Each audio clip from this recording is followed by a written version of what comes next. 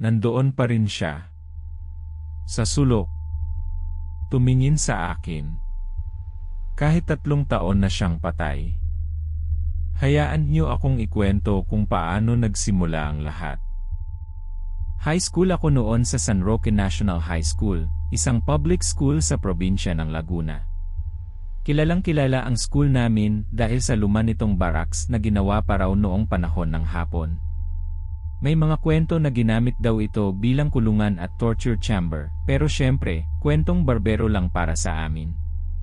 Grade 11 ako noon, nasa peak ng pagiging curious at medyo mayabang. Kasama ko ang barkada ko, sina Miguel at Carlo, at ang kaklase naming si Sofia. Palagi kaming naghahanap ng thrill, at ang barracks ang naging target namin.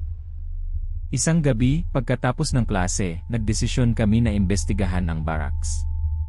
Nasa dulo ito ng campus, malayo sa guardhouse, at napapalibutan ng malalaking puno. Madilim na noon, alas 7 na siguro. Ang plano namin, pasukin ang loob, mag-picture, at mag-video para may maipakita sa mga kaklase namin kinabukasan. Nakabili na kami ng chichirya at soft drinks sa tindahan sa labas, kaya feeling namin, handa na kami para sa aming paranormal investigation. Ang hindi namin alam, ang gabing iyon ang magbabago sa pananaw namin sa mundo. At dito nagsimulang maging kakaiba ang lahat.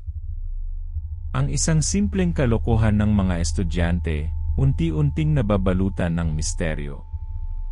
Nagiging totoo ang lahat ng kwentong barbero. Mag-comment ng kung naniniwala kayo sa mga ganitong kwento, dahil lalala pa ito. Sigurado ba talaga tayo dito, mga pre? Tanong ni Miguel, halatang kinakabahan. Ano ka ba, Miguel? Ngayon ka pa bababawi, sagot ko. Dami mo nang sinabi sa klase na papasok ka. Nga, Miguel. Sino ba sa atin ang gustong mag-video ng multo? Aber, dagdag ni Carlo, mayabang.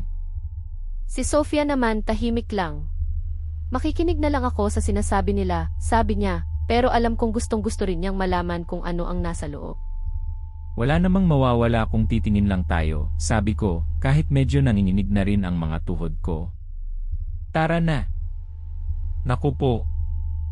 Ang katiting na kuryosidad pwedeng magdulot ng matinding takot. Pero ito pa lang ang simula. Magtiwala kayo, kailangan niyong manatili para sa susunod na mangyayari. Dahil dito talagang nagiging hindi ka panipaniwala. Pagpasok namin sa barracks, bumungad sa amin ang amoy ng luma at alikabok. Madilim sa loob at tanging ang flashlight lang ng cellphone namin ang nagbibigay liwanag. Naglakad kami sa mahabang pasilyo na may mga pintuan sa magkabilang gilid. Lahat ng pintuan ay nakasara at ang iba ay parang luma na at bulok. Nagsimula kaming magbiro-biro para mawala ang kaba. Sabi ni Carlo, baka raw may mahanap kaming ginto ng hapon. Pero habang tumatagal, mas bumibigat ang pakiramdam namin. May kung anong lamig na bumabalot sa amin kahit mainit ang panahon. Pagdating namin sa dulo ng pasilyo, may nakita kaming isang maliit na kwarto. Ang pintuan nito ay bahagyang nakabukas. Pagsilip namin, halos mapatalon kami sa gulat. Nakita namin isang matandang babae. Nakaupo sa sulok, nakatalikod sa amin. Nakasuot siya ng lumang puting palda at blusa. Sino yan? Bulong ni Miguel, halatang takot na takot. Walang teacher na ganyan ang damit, sabi ni Carlo. Baka janitress. Anong ginagawa niya dito ng ganitong oras? Tanong ko. At bakit nakaupo lang siya dyan?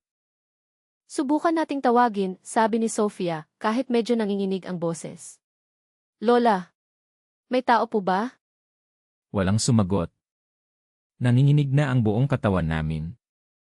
Tumingin ako kina Miguel at Carlo, at sa mga mata nila, nakita ko ang matinding takot.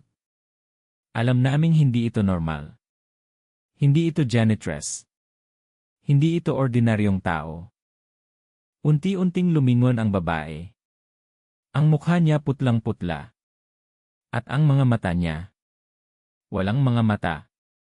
2 butas lang. Walang ilong, walang bibig. Isang malaking, itim na butas lang. Napasigaw si Sofia at nagsimulang tumakbo.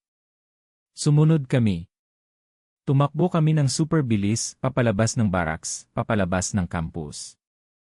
Hindi na namin inisip ang chichirya o ang video. Ang gusto lang namin ay makalabas doon. Umuwi ako ng gabing iyon na hindi makatulog. Pinikit ko ang aking mga mata, pero ang mukha ng babae, ang walang matang mukha, ay paulit-ulit na nagpapakita. Hanggang ngayon, 3 taon na ang lumipas, nandoon pa rin siya sa sulok ng aking isip. Palagi kong naiisip, ano kaya ang nangyari sa kanya? Bakit siya nandoon? At bakit wala siyang mukha?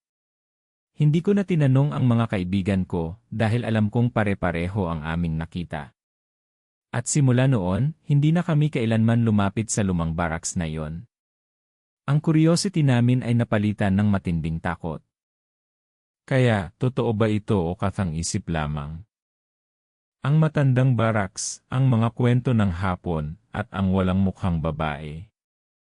I-comment ang inyong mga nararamdaman. At kung may sarili kayong karanasan tulad nito, ibahagi ninyo sa comments. Mag-subscribe para sa bagong kwento araw-araw.